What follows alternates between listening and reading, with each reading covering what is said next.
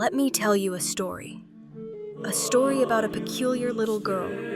A girl that on the outside seemed ordinary, but one that had a secret. But that's not the peculiar part. After all girls have secrets, don't they? You see, this girl had a love for math. One day, she finally sat down to do a calculation she had been avoiding for a long time. The one she had been dreading.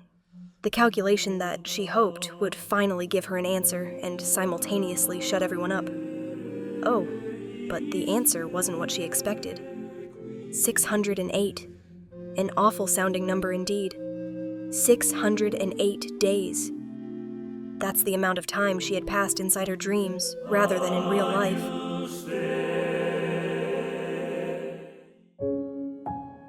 You see, normally this wouldn't be a problem, but 10 years had passed, 1.7 of which she had actively spent living inside her dreams, and yet not a single one had made its way into reality.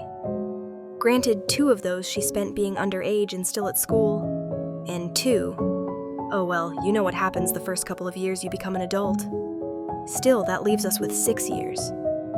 What she had failed to factor in the perfectly drawn-out equations of her dreams, is that life is messier.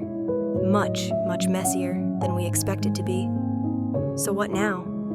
The dreaded equation was solved, the question was answered, and all she was left with was 608 and a pile of unaccomplished dreams. And yet she didn't worry, 'cause she had a friend by her side. Another little friend she borrowed from math. And who this friend may be, you ask? Compound growth.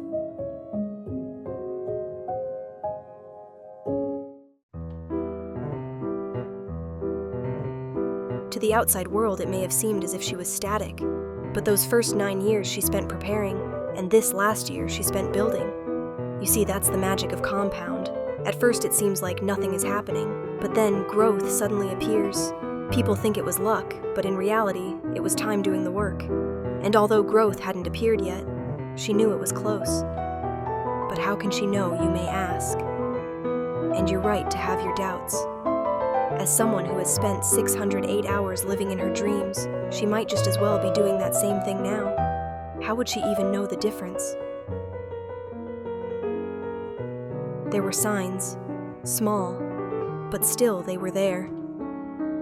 A feeling, a positive comment on her work by a stranger, but most importantly, the leap of faith, the start of her first business endeavor.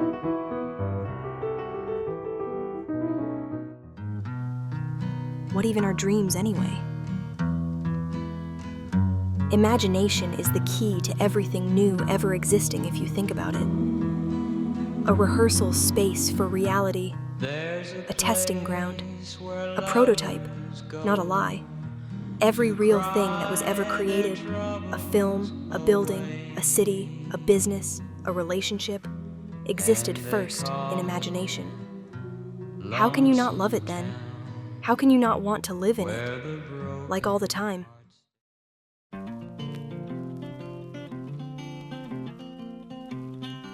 A place in your mind that doesn't obey current constraints, where life feels limitless. Dreaming, then, is hoping for that place in your mind to become real, to transfer from mind to matter. Is that too much to ask for, after all? Oh shit, I'm doing it again, aren't I? Daydreaming, now about dreams. But how can you blame me? It's so easy to do, so soothing. The idea that 2 people can live the same life on paper, same city, same job, same routine, and experience entirely different realities because imagination assigns meaning. Meaning is imagined. But meaning is what makes life feel real. Nothing real begins real anyway. So if imagination is not fantasy, and it's not reality either then, it must be the bridge between the two. And that leaves you the builder of that bridge. So, enjoy.